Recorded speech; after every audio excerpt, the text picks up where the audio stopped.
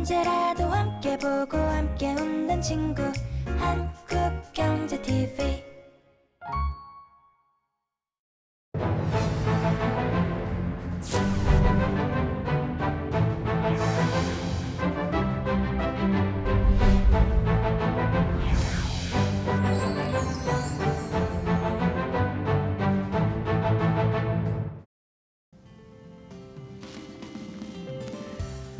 시청자 여러분 안녕하십니까? 현 정부가 출범한 지난 그 3년 이후에 정부의 그 국정운영 목표인 혁신성장 키워드에 맞춰서 혁신성장 코리아 진행을 맡은 한상주입니다. 오늘은 그 국내 최초 구독형 어학 플랫폼 운영업체인 이카이스의 이현준 대표님을 모시고 특히 요즘 그 교육과 관련해서 굉장히 새로운 형태의 교육 프로그램에 대해서 관심이 상당히 높은데요. 오늘은 그런 분들의 그 요구사항을 워낙 시청자 문의가 많아서 이러한 시청자 요구대로 이현준 대표님을 모셔가지고 말씀드리도록 하겠습니다. 이 대표님 안녕하십니까? 네, 안녕하세요. 네. 먼저 그 시청자분한테 인사부터 좀 해주시죠. 네. 예, 반갑습니다. 이카이스의 이현준 대표입니다.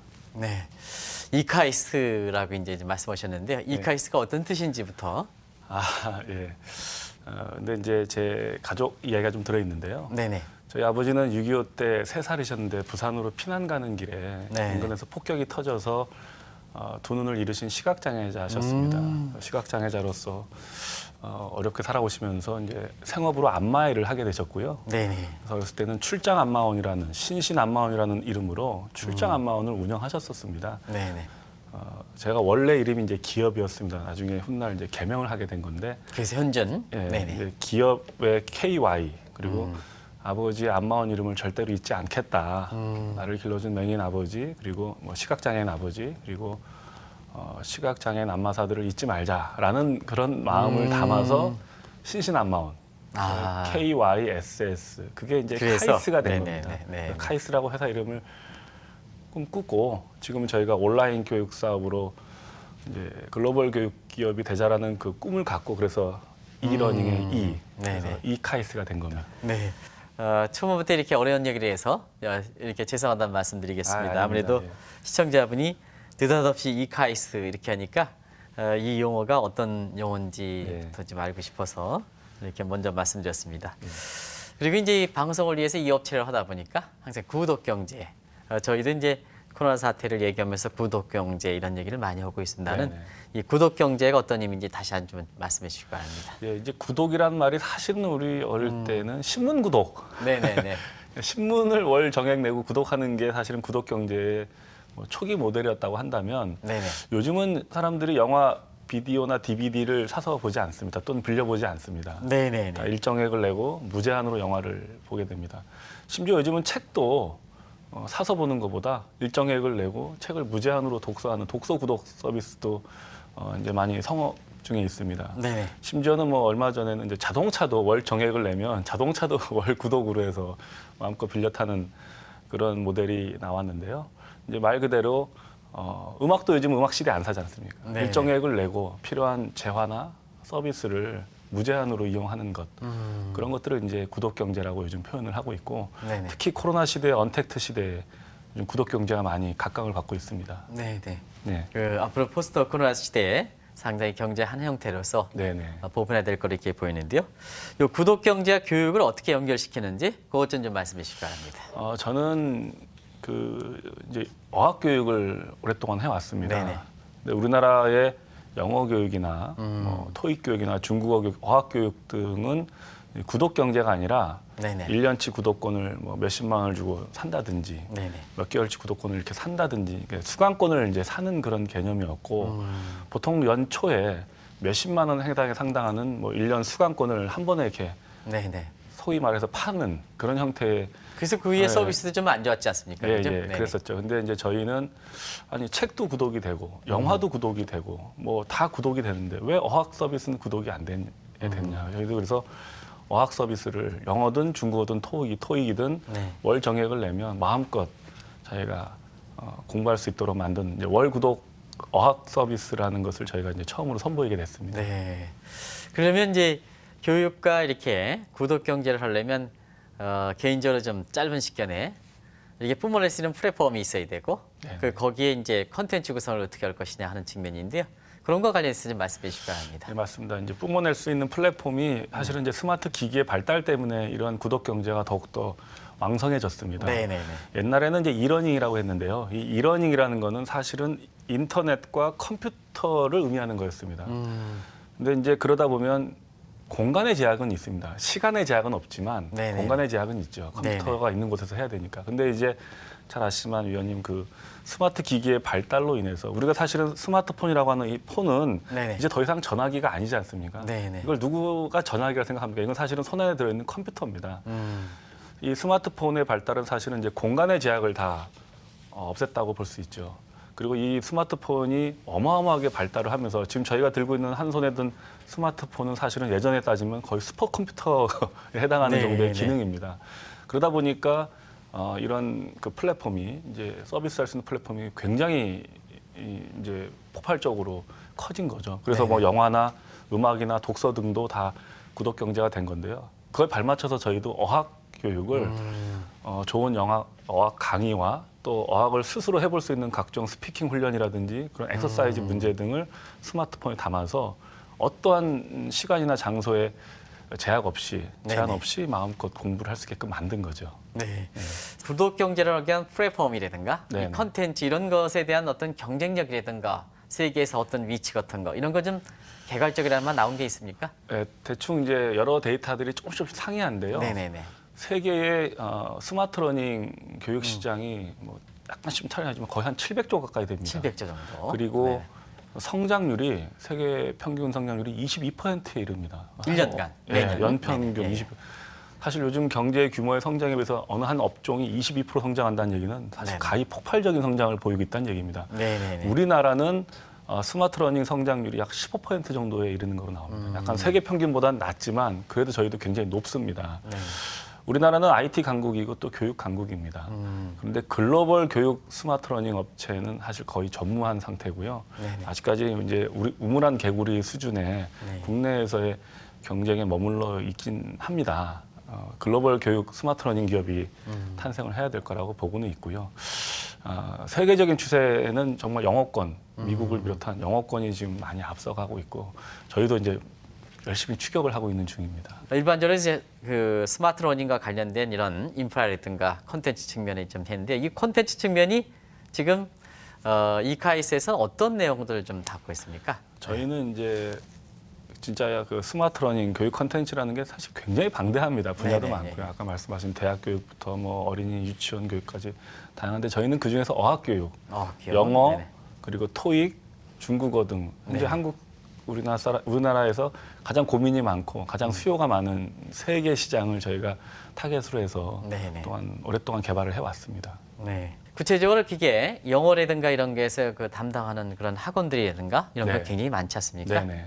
다른 그 일반적인 학원과의 교육 방식이라든가 이런 게 어떤 그 절차라든가 내용적 측면에서 어떤 차이가 있는지 좀 이카이스의 그 장점 네. 같은 거 이런 걸 좀 말씀해 주시기 바랍니다. 저희는 영어 교육을 저는 한 20년 해왔는데요. 네네네. 정말 뭐 어디서 개발했다, 무슨 교수법이다라고 하는 수많은 그런 소비자들을 현혹하는 또는 주장하는 그런 많은 교육 이론들이 많이 있었습니다. 네네. 20년 동안 지켜봤습니다. 근데 저는 교육 사업자의 양심으로서 영어 교육, 어학 교육에는 사실 왕도가 없습니다. 사실은 언어 교육을 강의만 들어서 영어가 된다 그러면 얼마나 좋겠습니까? 네. 근데 강의가 들어서 영어가 되고 강의만 들었더니 중국어가 됩니까? 그럴 수 없거든요. 어학 교육은. 네네. 어학 교육은 자기 스스로 연마해야 되는 거거든요. 네. 많은 단어를 습득하고 또 많이 따라하고 훈련을 해야 되는 사실은 지난한 그런 어떤 훈련의 과정입니다. 그러다 보니까 내 강의만 들으면 된다라고 현혹하는 그런 몇몇 강사들의 강의에 의존하는 영어 교육 시장이 사실은 잘못됐다라는 그런 교육 사업자의 양심으로서 저희는 네네. 스스로 강의를 들은 내용을 스스로 할 수 있게끔 자꾸 반복해서 훈련해서 내 거로 만들 수 있는 플랫폼을 저희 스마트 러닝 플랫폼이라 해서 저희는 강의만 있지 않고 강의한 내용을 바로바로 연습하고 그 자리에서 바로바로 스피킹 훈련을 할 수 있게끔 만들었습니다. 네. 그래서 영어 또는 토익, 중국어를 다 같은 플랫폼 방식으로 저희가 학습할 수 있게 만들어놨습니다. 네. 사실은 지금 그 이카이스가 사실 그 한국에서 어학 담당하고 새로운 그 이렇게 어학 담당으로 이렇게 돌풍을 일으키고 있습니다는 이 대표님 말씀 중에서도 그랬습니다는 한국 시장만 이 목적으로 하면 안 되지 않겠습니까? 네. 지금 세계가 하나이기 때문에. 맞습니다. 네. 그러면 영어를 가지고 한국에서 강의를 한다 하면 다른 데는 영어 상위권인데 하는 측면에서 어떤 쪽의 글로벌 전략을 하고 있는지 그걸 좀 말씀해 주시기 바랍니다. 저는 20년 동안 교육 사업을 해왔고요. 네네네. 지난 10년 동안 잘 모르는데 폭발적으로 성장한 시장이 있습니다. 세계적으로. 그게 네. 한국어 교육 시장입니다. 한국어 교육 시장. 네네. 통계에 의하면 약 100배 정도 성장을 했고요. 네네. 100배. 네네. 10년 동안 100배 성장한 시장이라면 사실 뭐 어마어마한 그렇죠. 시장이죠. 한국국제교류재단의 분석에 의하면요. 네. 전 세계에서 현재 지금 한국어를 배우고 있는 사람이 남북한 인구를 합친 인구보다 훨씬 많습니다. 8,900만 명이 넘습니다. 그렇게 됐습니까? 조만간 1억을 돌파합니다. 네네. 그것은 정말 한국의 한류의 열풍과 또 한국의 위상 때문에 이렇게 된 거고 참 온 국민이 다 같이 네네. 노력한 결과라 생각합니다. 네. 정말 뿌듯하고요. 또 뭐 통계 자료에 의하면 미국 대학생들이 선택한 제2외국어 중에 가장 성장률이 높은 게 한국어입니다. 지금 사람들 미국 대학생들이 유럽어 배우지 않고요. 아시아의 한국어를 배우면 굉장히 팬시하고 스마트한 사람으로 인정을 받는 그런 추세입니다. 너무 자랑스러운 일이고요. 그런데 저는 한국에서 20년 동안 교육 사업 해왔습니다. 내가 잘할 수 있는 게 뭘까? 나는 어학 교육 사업을 해왔는데 네. 우리는 한국인데 한국에서 만든 한국 IT 교육 기업이 그럼 한국어를 잘 만들어서 이걸 세계에 서비스해야 되지 않을까? 네.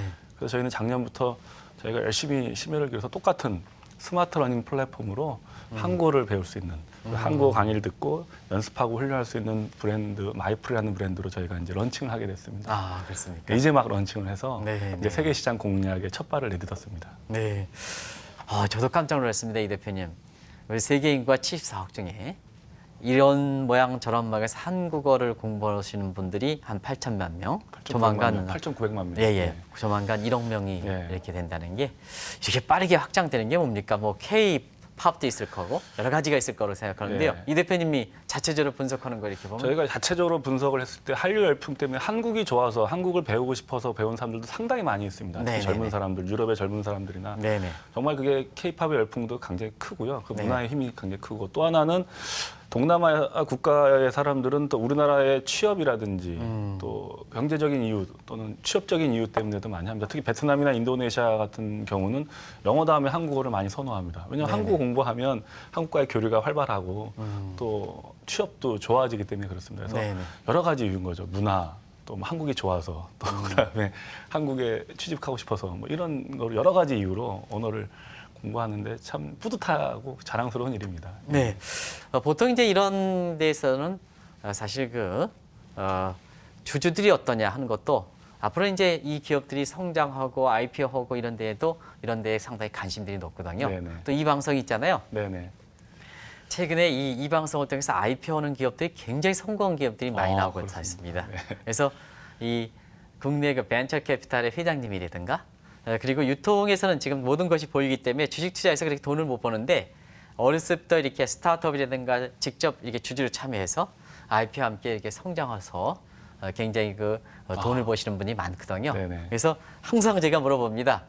주주들이 어떤 사람이냐 하는 사람인데 주주들 얘기 좀 예. 하려자면요. 네네. 이제 저희도 IPO를 한 3년 후에는 가자라는 생각을 네네. 하고 있고요. 저희는 이제 시리즈 A가 끝났고 네네. 지금은 이제 시리즈 B로 주주로 참여할 수 있는 기회는 있는데요. 네네. 좀 재미난 건 저희 회사에 이제 다니엘 헤니라고 헐리우드 배우입니다. 네네. 다니엘 헤니가 저희 회사에 주주로 참여한 것이 한때 회자가 되기도 했었습니다. 네. 다니엘 헤니가 사회학을 전공했고 교육 사업에 굉장히 관심이 많은 분입니다. 그래서 저희의 이런 교육 플랫폼에 관심을 갖고 본인이 직접 컨텐츠 만드는 데도 직접 참여해서 한국에 와서? 예, 저희 네네. 그 마이플 영어에는 다니엘 헤니의 영어 학습 강의를 들을 수 있습니다. 사람들 잘 네네. 모릅니다. 네네. 그리고 이제 방송인 중에 언어 천재라고 유명한 조승현 씨라고 있습니다. 조승현 씨는 7개 국어를 합니다. 영어부터 프랑스어, 이태리어, 독일어, 뭐 중국어까지 굉장한 언어 천재인데요. 그러다 보니까 7개 국어를 통찰한 그 언어 통찰력이 대단한 분입니다. 네.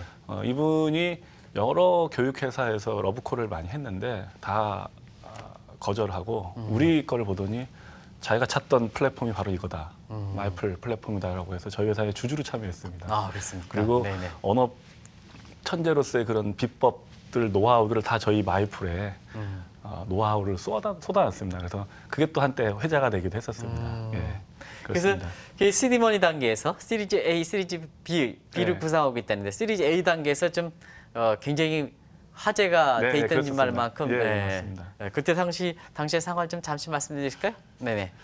그냥 정말 뭐 다니엘 헤니 같은 유명한 배우라든지 또 네네. 조승현 씨 같은 정말 훌륭한 또 언어 첨재가 저희의 관심을 갖고 하니까 그게 저희가 초반에 이제 제 브랜드를 알리고 또 주주들을 함께 모집하기에도 참 도움이 많이 됐었습니다. 그 돈으로 저희가 시리즈 A를 성공적으로 맞춰서 네네. 저희가 한 100억 가까운 자본금으로 저희가 그 기관에서 신용 규모인데요. 예. 그래서 저희가 3개 언어를 영어, 중국어, 토익에 대한 이 방대한 컨텐츠를 만들 수 있게 됐습니다. 이제는 저희가 이거를 구독 경제로 이제 구독 서비스로 이제 꽃을 피워야 될 그런 시점인데 이렇게 중요한 시기에 또 이렇게 좋은 기회를 또 만나게 돼서 저도 정말 기쁘게 생각합니다. 시리즈 B도 아주 성공이 할 거로 이렇게 기대하겠습니다. 네, 감사합니다. 네. 그리고 특히 이 대표님 입장에선 이렇게 과거에 여러 가지 그 아픈 기억들을 좀 이렇게 생각해서 이 회사를 졌다 보니까 특히 서비스라든가 이런 쪽에 특별히 신경 쓰고 있다고 하는데요. 그런 걸 좀 말씀해 주시기 바랍니다. 저는 20년 동안 사업을 하면서 다양한 방식의 교육 사업만 해왔습니다. 영어 교육 하나만 가지고 해왔고요. 네네. 소위 말하는 단맛도 보고 쓴맛도 보고 젊은 나이에 뭐 크게 성공도 해보고 또 실패도 해봤었습니다. 네네. 그러면서 좌절하지 않고 지금까지 오면서 제 가슴 속에 담고 있는 말이 있습니다. 손바닥으로 하늘을 가릴 수 없다. 진정성은 반드시 세상이 알아준다는 겁니다. 그래서 그거 하나로 지금까지 제가 버텨왔던 것 같습니다. 네네. 우리가 담고 있는 컨텐츠나 우리가 만들어내는 것에 우리가 진정성을 담고 만들면 반드시 언젠가 세상이 알아줄 것이다라는 마음으로 묵묵히 소처럼 걸어왔습니다. 이게 듣다 보니까 저도 오늘 많이 이렇게 되는데 시간이 빨리빨리 경과되는 것 같아요. 그렇습니까? 예. 향후에 어떤 이렇게 로드맵을 갖고 있는지 좀 말씀해 주시기 바랍니다. 제가 올해 2020년 시작한 1월 달에 네네. 라스베이거스에서 열리는 세계 가전 박람회 CES에 참여를 했었습니다. 네네. 박람회 우리 파트너사의 초대로 갔는데요. 네네. 정말 부럽게 글로벌 기업들이 세계를 상대로 멋진 쇼를 하는 것들을 보면서 야, 나는 언제 한번 이런 데 부스를 차리고 세계인들한테 우리를 선보이나 하는 그런 마음을 먹은 적이 있습니다. 나는 과연 언제쯤 이런 날이 올까 했는데 그리고 나서 코로나가 터졌습니다. 네네. 상상하지 못했던 일이 벌어졌죠. 그때가 아마 우리 외국 나갔던 올해 처음이자 마지막이었던 것 같은데 그리고 그렇게 CES에 나갔던 기업들 중에 그리고 그렇게 부러워했던 기업들 중에 지금 온데값이 없이 없어진 기업들도 우리나라 기업들 중에 있습니다. 네. 저는 강한 자가 살아남는 것이 아니라 살아남는 자가 강하다라는 말을 참 요즘 특히 요즘 사업을 하면서 네네. 많이 느끼고 있습니다. 그렇게 저희가 부러워하고 그렇게 좀 화려했던 기업들이 살아남지 못한 것들을 볼 때마다 이게 살아남는 것이 기업가로서 얼마나 중요한 과제이며 지상 과제인지에 대해서 제가 깨닫게 되고 있습니다. 네네. 멀리로는 저희도 사업을 성공해서 아까 말씀하신 대로 글로벌 기업으로 또 글로벌 교육 기업으로 성장해서 IPO도 하고 또 CES 같은 데서 우리가 멋있게 세계인들 향해서 우리가 쇼를 하는 것도 꿈을 꾸지만 올해는 저희가 이 코로나 시대에 잘 이제 선보이는 구독 경제 서비스를 잘 만들어서 대한민국 최초의 어학 구독 경제를 성공시키고요. 네네. 그 다음에 현재 오픈한 글로벌 한국어 앱도 잘 성공을 시켜서 꾸준히 살아남으면서 성장하자라는 게 저의 그냥 목표입니다. 개인적인 목표고 회사 목표이긴 하지만 사실 코로나 사태에서 이렇게 보면 미래에 대해서 미리 준비했느냐 안 준비했느냐에 따라서 기업의 명함, 네. 지금 말씀하신 생존 여부에서 아무리 그 이전에 이렇게 교육 사업 같은 경우는 이렇게 명성이 있다 하더라도 네. 미래에 대해서 미리 준비하지 않는 맞습니다. 것은 코로나 사태를 계기해서 흔적 없이 사라지고요. 예. 지금 이카이스 것처럼 이미 이쪽에 이러닝이라든가 스마트 러닝이라든가 이런 구독 경제라든가 이런 걸 통해서 이 언택 교육 이런 쪽으로 준비하다 보니까 이런 쪽에 더 확실하게 부각되는 것이 아닌가. 네. 그래서 비단 이카이스뿐만 아니라 많은 기업인한테 시사점을 던져주는 것이 아닌가 생각하는데요. 시간이 다 됐습니다. 그래서 마지막에 시청자분한테 좀 하시고 싶은 얘기, 시청자를 직접 만나시면서 줘보지 마시고 직접 해주시기 바랍니다. 네, 감사합니다. 오늘 방송을 보신 분들께 감사드리고요. 저희 회사는 열심히 진정성을 담아서 소비자들한테 필요한 영어나 중국어 토익 그리고 세계인들에게 필요한 한국어를 서비스하고 있고 열심히 성장하려고 노력하고 있습니다. 여러분들의 작은 응원 하나가 저희 같은 기업들의 성장과 저희 같은 기업들이 세계의 기업들과 맞서 싸우는데 큰 힘이 됩니다. 많이 응원해 주시고 격려해 주시기 바랍니다. 감사합니다. 네. 사실 오늘 짧은 한 30분 인터뷰지만 개인적으로도 많이 이렇게 앞으로 삶을 하는데 많은 지침을 배웠습니다. 이렇게 저도 오늘 학생의 한 사람으로 이렇게 다른 분야에 가는 과정에서 여러 가지 이렇게 이 대표님 말씀하신 내용들 중에 굉장히 중요한 것을 배우게 되는데요. 제가 개인적으로 감사하다는 말씀드리겠습니다. 감사합니다. 고맙습니다. 어려운 자리 이렇게 나와주신 데 대해서 한국경제TV의 이범구 사장을 지금 대신해서 제가 감사하다는 말씀드리겠습니다. 고맙습니다. 네. 시청자 여러분, 오늘 이카이스의 이현준 대표님과 인터뷰 어떻게 느끼셨습니까? 사실 우리나라의 다 그런 건 아닙니다는 이렇게 교육할 때는 무슨 이력 따지고 못 따지다 보니까 자기 자신이 갖고 있는 여러 가지 아픈 상처라든가 이런 쪽을 밝히지 않는 것이 그게 모습이고 그것이 드러나는 과정에서 여러 가지 이렇게 교육에 이렇게 문제가 있었습니다. 근데 오늘 이 대표님의 과거의 아픈 기억 이런 것에요 평생 동안 그걸 잊지 않겠다 하는 문제 이것이 가장 먼저 교육자로서의 어떤 갖고 있는 기본적인 소양 측면에서 굉장히 인상 깊었다 하는 걸 말씀드리고요. 아까 이 대표님이 시청자들과 만나시면서 그런 쪽에 말씀을 했습니다. 시청자분의 관심, 국민의 관심 이것이 좀 필요합니다. 이렇게 말씀하셨는데요. 그런 쪽만 포함된다면 이카이스라든가 비단 일개가 아니라 한국어를 세계화로 확단시키고 또 새롭게 전개되는 이런 포스트 코로나 시대 교육 환경에 우리 학생들이 빨리 적응하고 지금의 기득권에 이렇게 머물러서 이런 변화 환경에 저항감을 갖고 있는 이러한 일부 이렇게 교육자들의 어떻게 변화의 계기를 삼을 수 있는 이러한 중요한 이러한 계기가 될 수 있지 않냐 생각합니다. 그래서 마지막으로 제가 진행자로서 시청자 여러분께 당부해드리겠습니다. 이카이스트의 임직원뿐만 아니라 이 회사에 대해서 상당히 관심을 좀 가져주시기를 이렇게 권고해드리면서 이 방송을 마치겠습니다. 고맙습니다.